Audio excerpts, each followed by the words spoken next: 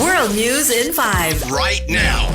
News and developments making headlines around the world in 5 minutes. World News in 5. Here on Radyo Pilipinas World Service.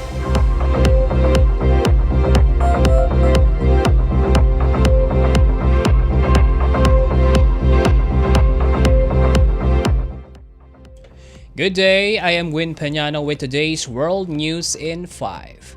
The Democratic Republic of Congo has declared a new Ebola outbreak 3 years after its last outbreak.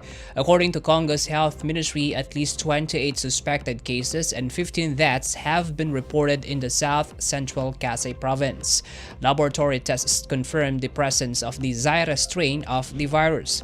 The first case was traced to a 34-year-old pregnant woman admitted to a hospital on August 20 with fever and vomiting.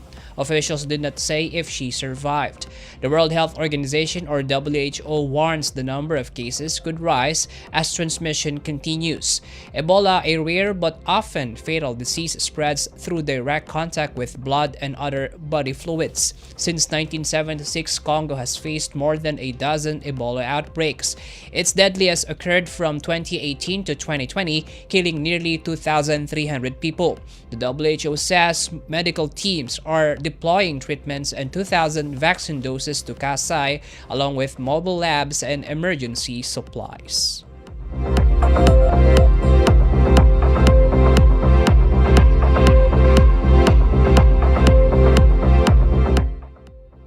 In our news, Washington, D.C. is taking the Trump administration to court over the deployment of National Guard troops in the Capitol.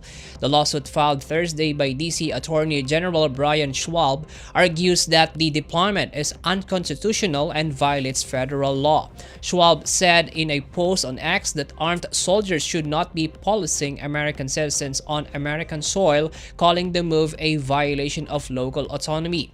President Donald Trump sent troops to Washington last month, claiming they were needed to restore law and order. He also placed the city's Metropolitan Police under direct federal control.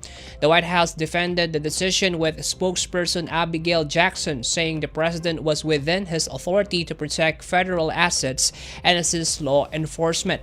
The case is being heard by U.S. District Judge Gia Cobb, who is also reviewing a similar challenge to Trump's use of military forces in California.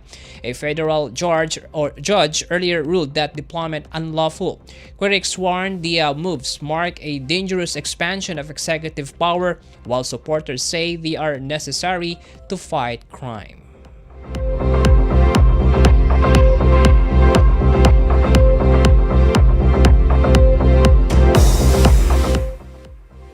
More news overseas. French President Emmanuel Macron says 26 nations have pledged post-war security guarantees for Ukraine. The announcement came after a summit on 35 allied leaders in Paris. Macron, alongside Ukrainian President Volodymyr Zelensky, explained that the guarantees could include land, sea, and air forces, as well as training and equipment for Kiev's military. The effort, co-chaired by France and Britain, aims to deter further Russian aggression once the war ends. Macron stressed that the day the conflict stops, the security guarantees will be deployed. While some countries such as France and the UK are open to sending troops, others, including Italy and Bulgaria, say they will limit support to training, monitoring ceasefires, or maritime operations. Germany has pledged involvement but will decide on troop commitments only after conditions, including U.S. participation, are clarified. U.S. President Donald Trump joined the coalition's discussions, urging Europe to stop buying Russian oil and to increase economic pressure on China for its support of Moscow.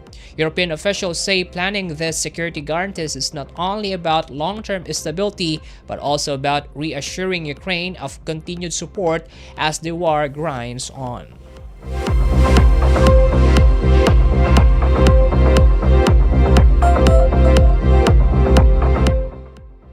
And that concludes today's edition of World News in 5. For Radyo Pilipinas World Service, I am Peñano. Good day. World News in 5. Right now. News and developments making headlines around the world in 5 minutes. World News in 5. Here on Radyo Pilipinas World Service.